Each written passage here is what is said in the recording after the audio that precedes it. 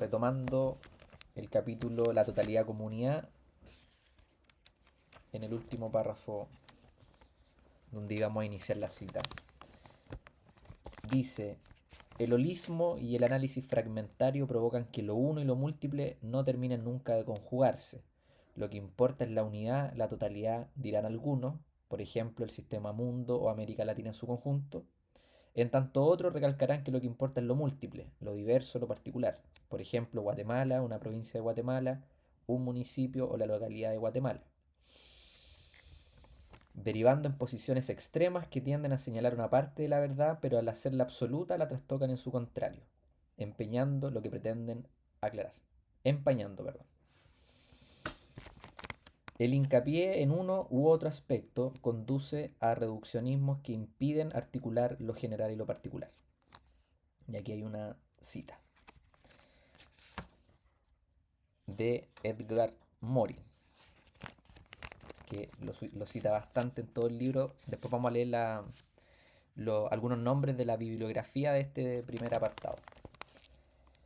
Bien, la cita dice, la idea de unidad compleja va a tomar densidad si presentimos que no podemos reducir el todo a las partes, ni las partes al todo, ni lo uno a lo múltiple, ni lo múltiple a lo uno, sino que es preciso que intentemos concebir juntas, de forma a la vez complementaria y antagonista, las nociones de todo y de partes, de uno y de diverso.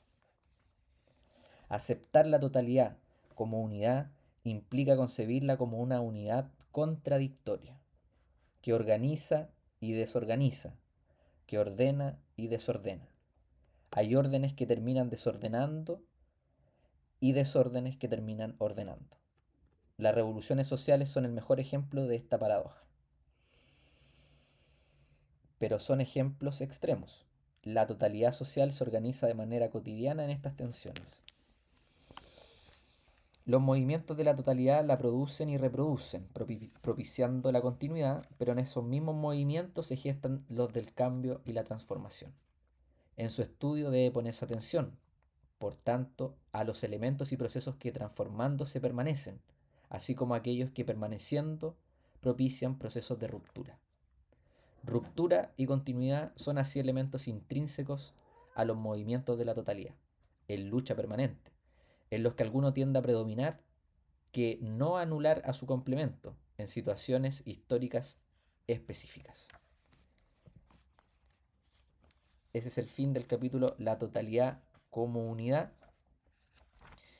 Y está la cita de Morin, en la cual eh, nos señala que hay que intentar concebir lo particular y lo general como un todo, juntas, y a la vez complementario y antagonista. Y después nos dice que hay que aceptar la totalidad y concebirla como una unidad pero contradictoria, que organiza y desorganiza, que ordena y desordena. Y el ejemplo que nos entrega es la revolución social, que desordenando produce otro orden. Y bueno, la bibliografía eh, son casi una hoja entera, dos planas, para este primer capítulo y sus subapartados. Y bueno, cita Teoría General de los Sistemas de Bertalanffy, voy a equivocarme mucho en la pronunciación.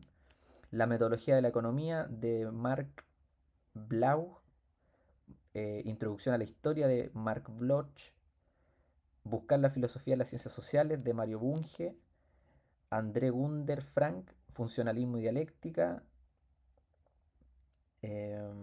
Conocimiento científico y acción social de Manuel Gil Antón, Dialéctica de lo concreto de Karel Kosick, Sistemas sociales de Niklas Luhmann, Elementos fundamentales para la crítica de la economía política de Carlos Marx, El Capital de este mismo, el 18 de Brumario de Luis Bonaparte,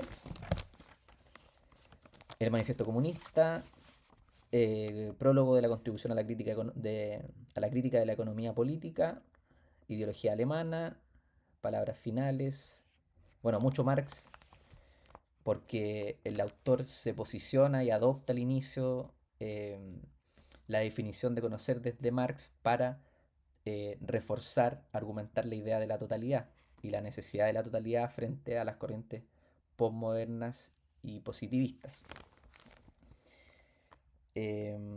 Y bueno, acá era lo que quería señalar porque cita mucho a Morin, a Edgar Morin, en el argumento de eh, la totalidad y la completud. Porque los que están en contra de la idea de totalidad, eh, el argumento que desarrollan es que la realidad, conocer la realidad total, no se puede porque la realidad supera los límites de el limitado entendimiento humano. Entonces, aquí es donde el autor, Jaime Osorio, citando a Edgar Morin, hace la diferencia entre totalidad y completud. Que totalidad son elementos, relaciones de elementos que organizan y estructuran la totalidad del orden social, y en cambio la completud es todo, que obviamente no se puede aprender. Y el texto de Edgar Morin se titula El método, la naturaleza, tomo 1, son varios tomos, el tomo 1, el método, la naturaleza de la naturaleza. Entonces, ese texto a mí en lo personal me causa curiosidad como para revisarlo, por la importancia de la argumentación que hace el autor en este libro. Y luego, bueno, más de un poco de Hegel, Karl Popper, cuando nos habló de el texto de Karl Popper es La miseria del historicismo, y ahí es cuando eh, al inicio este autor también nos presenta desde Weber, Marx y Popper distintas visiones de la totalidad.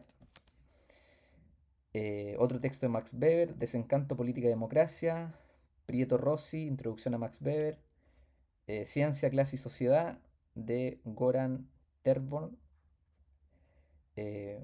Wallerstein, Abrir las Ciencias Sociales, El Moderno Sistema Mundial, de Weber, Ensayo sobre Metodología Sociológica, Economía y Sociedad, de Irving Seitlin.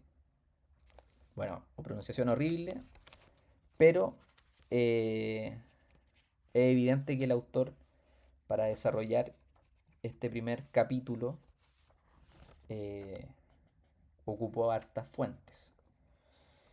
Eh, y bueno, ahí hemos terminado el capítulo 1 y vamos a iniciar el capítulo 2, que es dialéctica y negatividad. Y en dialéctica y negatividad se va a hablar de la negatividad, voy a leer los subtítulos, de las relaciones sociales y cosas, el pensamiento reduccionista, el individuo como punto de partida, el sujeto como problema, totalidad y un apartado de conclusiones. Esos van a ser los subtemas de dialéctica y negatividad. Nos va a definir la negatividad, después nos va a hablar de las relaciones sociales y las cosas, nuevamente el pensamiento reduccionista, el individuo como punto de partida, el sujeto como problema y termina con totalidad.